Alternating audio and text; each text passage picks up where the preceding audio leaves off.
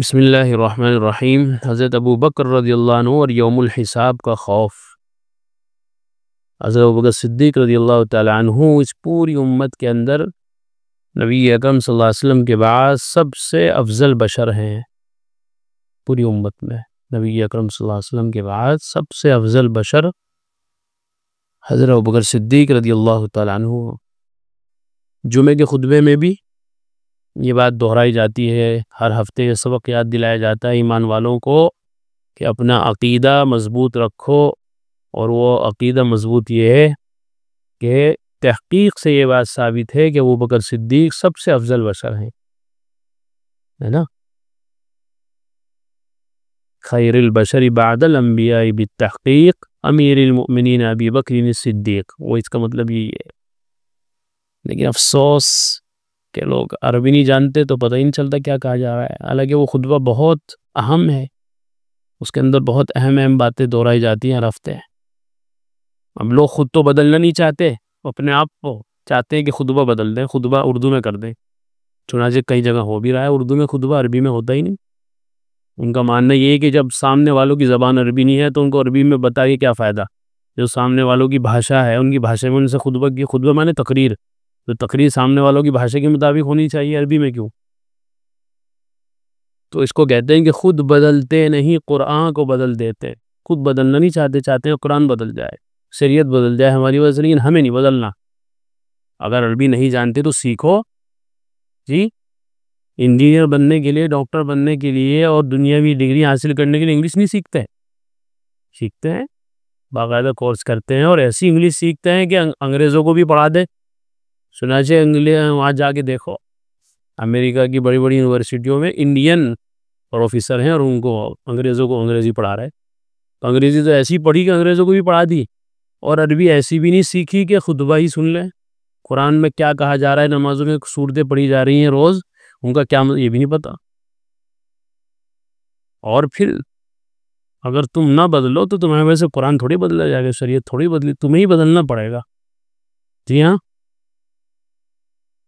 یہ تو ایسا ہو جائے گا کل کو کوئی آگ کہنے لگ جائے کہ امام صاحب سورہ فاتحہ کی جگہ اس کا ترجمہ پڑھ جائے کرو نماز میں، ہمیں سمجھ میں نہ آتا کیا کہا جا رہا۔ اور یہ بات صحیح بھی ہے، 5% لوگ ہوں گے جو سورہ فاتحہ کا ترجمہ جانتے ہیں، 95 تو ایسے ہی کھڑے ہیں، ہے نہیں حقیقت؟ صبح ہم نے فجر میں سورہ جمعہ پڑھی تو کتنے لوگ پلے پڑا کے کیا کہا گیا سورہ جمعہ میں، ایک لائن بھی کسی کو نہیں پتا ہوگا پیچھے پڑھنے والوں کو، تو کل کو کہنے لگ جائے کہ امام صاحب عربی میں کیا فائدہ تلاوت کر کے، سمجھ میں تو آ نہیں رہا، ہماری اردو میں کر دیا کرو بس ترجمہ، ہو جائے گی نماز۔ تو اس کو کہتے ہیں کہ خود بدلتے نہیں اور قرآن کو بدلنا چاہتے ہیں، خود بدلنے کو تیار نہیں، شریعت کو بدلنے کو تیار ہے۔ سیکھو عربی، کیوں نہیں سیکھی عربی؟ انگریزوں کی زبان سیکھی پیٹ پالنے کے لیے، پیسہ کمانے کے لیے، دنیا بنانے کے لیے، اور یہ تو مقصد ہے ڈگری کا، اور کیا مطلب اس کا؟ تو کچھ بھی فائدہ نہیں ہے اس کا۔ اور آخرت بنانے کے لیے، آخرت سمجھنے کے لیے، دین سمجھنے کے لیے تھوڑی سی عربی نہیں سیکھ سکتے تو نہ سیکھو بھائی، اپنا نقصان ہے۔ تمہاری وجہ سے قرآن تو نہیں بدلا جائے گا، شریعت تو نہیں بدلی جائے گی، خطبہ تو عربی میں ہی ہوگا۔ تمہیں عربی سیکھنی ہے تو تمہارا فائدہ، نہیں سیکھنا تو اپنا نقصان، بیٹھا رہو باولوں کی طرح کہ کیا کہا جا رہا ہے۔ تو وہ لوگ جو اتنی زیادہ سہولت پسندی میں مبتلا ہو گئے کہ انہوں نے عربی کے خطبے بھی اردو میں کر دیے، ان کے یہاں عربی کا خطبہ ہوتا ہی نہیں، جو خطبے سے پہلے ہماری تقریر ہوتی ہے اردو کی، بس وہی ان کے یہاں خطبہ ہوتا ہے، اس کے بعد اذان ہو جاتی ہے، عربی ہوتی ہی نہیں۔ ان کا نظریہ یہی، سوچ یہ ہے، ان کا پاگل پن یہی ہے کہ جی عربی سمجھتے تو ہے نہیں، ہماری جنتا بیٹھی ہے ساری، تو کیا فائدہ عربی میں خطبہ دے کے؟ ارے بیوقوف، یہ تو عربی سمجھتی نہیں تو سورہ فاتحہ عربی میں کیوں پڑھتا ہے نماز میں؟ اسے بھی اردو میں پڑھ لیا کر جی۔ اور جو قرات ہوتی ہے جمعے کے دن، تو جو پیچھے کھڑے ہیں جب وہ عربی کا خطبہ نہیں سمجھ سکتے تو قرآن کی عربی سمجھ لیں گے، تو اردو میں ترجمہ کر دیا کر، دونوں رکعات میں جو پڑھتا ہے اس کا کر دے گا، نہیں کرے گا۔ تو لوگوں کی ہاں میں ہاں اگر ملاتے جاؤ گے تو نقصان ہوتا جائے گا۔ شریعت پہ ڈٹے رہو، جو شریعت نے کہہ دیا وہ کرو، کوئی سنورتا ہے ٹھیک ہے، نہیں سنورتا ہے نہیں ٹھیک ہے۔ سب کو پتا ہے کہ وہی 4:15 بجے نماز ہے، لیکن پھر بھی لوگ کیا کرتے ہیں، لیٹ آتے ہیں، رکعتیں روزہ نہ چھوٹتی ہے، سب کو پتا ہے فکس ٹائم ہو رہی ہے، ایسا نہیں ہے بھائی ہم نے 4:10 پہ نماز کھڑی کر دی ہو تو نماز چھوٹ گئی لوگوں کی۔ اس لیے بہت سی مسجدوں میں کیا ہو گیا کہ مغرب کی نماز میں یہ بہانہ لوگوں نے لگایا کہ جی اذان کے فوراً بعد نماز ہو جاوے، لوگ آ رہے ہیں وضو کر رہے ہیں اور انہیں ان کی رکعت نکل جائے، تو کیا کرنا چاہیے کہ 10 منٹ کا وقفہ دینا چاہیے، اذان کے بعد 10 منٹ رکنا چاہیے تاکہ لوگ آرام سے وضو کر لیں، آ جائیں۔ بہت سی مسجدوں میں 15 منٹ کا وقفہ بھی ہو گیا، لیکن جا کے دیکھو اس مسجد میں جہاں 15 منٹ کا وقفہ ہے وہاں لوگوں کی رکعت چھوٹ رہی نہیں چھوٹ رہی، لازماً چھوٹ رہی۔ فائدہ کیا ہوا پھر 15 منٹ کا وقفہ دے کے بیٹھ، 15 منٹ کیا چاہے آدھا گھنٹہ کا بھی وقفہ دے رہے ہو، جس کی رکعت چھوٹنی ہے اس کی چھوٹے ہی لازمی، ٹھیک ہے نہیں؟ تو اس لیے شریعت پہ عمل کرتے رہو، ڈٹے رہو، لوگوں کی وجہ سے سہولتیں پیدا نہ کرو۔ لوگوں کے ساتھ لوگوں کے لیے اتنا ڈھیل پن برتو گے اتنا ہی لوگ ڈھیلے ہوتے چلے جائیں گے۔ یہ نہیں ہے کہ اگر 4:15 پہ نماز ہوئی اور کچھ لوگوں کی نماز رہ گئی، ہم کل کو 4:20 پہ نماز پڑھیں گے تو وہ پہلے آ جائیں گے، انشاءاللہ وہ کل کو بھی ان کی رکعت ہی چھوٹے گی، چاہے تم 4:20 کے بجائے 4:25 پہ نماز کر کے دیکھ لو، جب بھی رکعت چھوٹے گی۔ تو یہ تو لوگوں کو جتنی ڈھیل دو گے اتنا لوگ ڈھیل ہوتے چلے، لوگوں کو ٹائٹ رکھنا چاہیے، ایک دم پابند رکھنا چاہیے، تو لوگ خود عمل کریں گے۔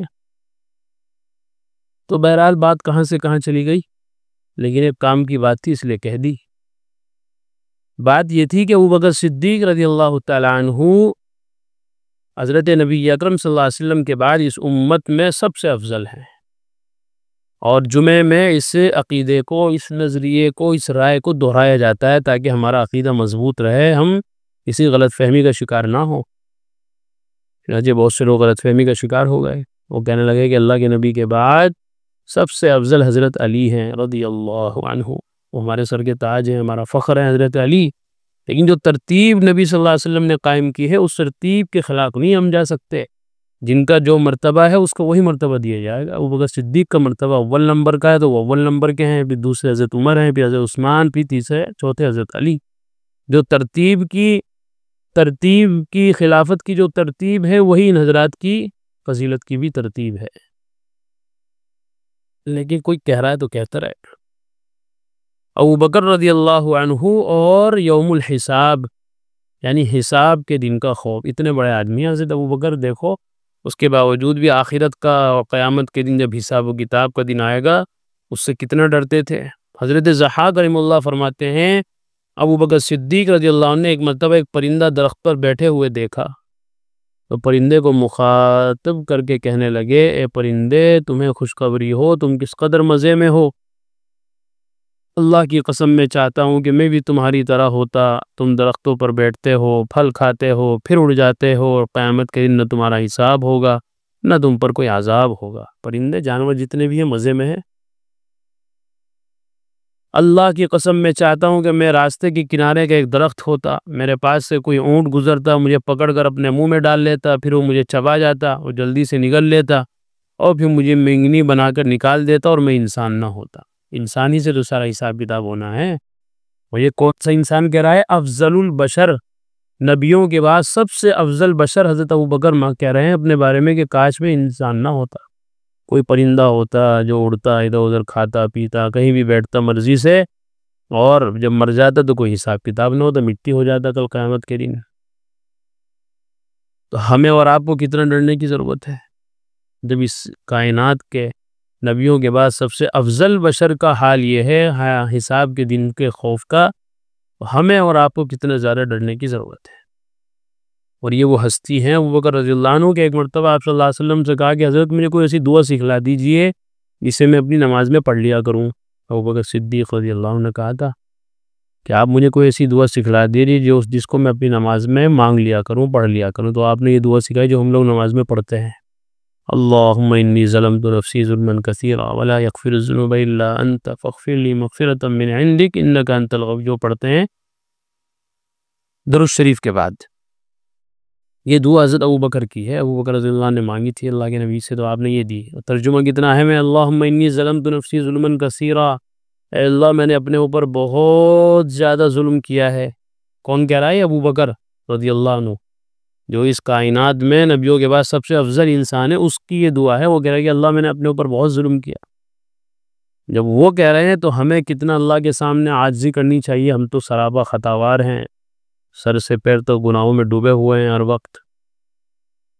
یہ ساری چیزیں نیک ماحول میں نیک لوگوں کی صحبت میں رہ کر آتی ہے، ورنہ آدمی دنیا کے ماحول میں رہتا ہے، گندے لوگوں کے ساتھ رہتا ہے تو گندگی میں رہتا ہے، اسے آخرت کا دھیان بھی نہیں آتا، قیامت کے دن کے حساب کتاب کا بھی خیال نہیں آتا۔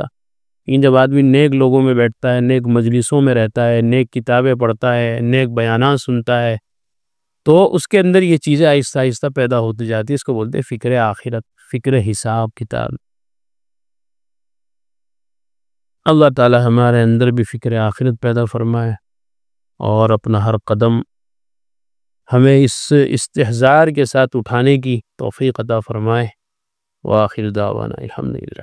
قرآن کریم میں اللہ تعالیٰ فرماتے ہیں الا بذکر اللہ تطمئن القلوب، کہ سن لو، اچھے سے سمجھ لو، اللہ تعالیٰ کے ذکر ہی سے دلوں کو اطمینان نصیب ہوتا ہے۔ یعنی اللہ تعالیٰ کے جو انعامات و احسانات و اس کی نوازشیں ہم پر ہیں، اگر ہم ان کو یاد کریں گے تو ہمارے بے قرار دل کو قرار آ جائے گا، سکون مل جائے گا۔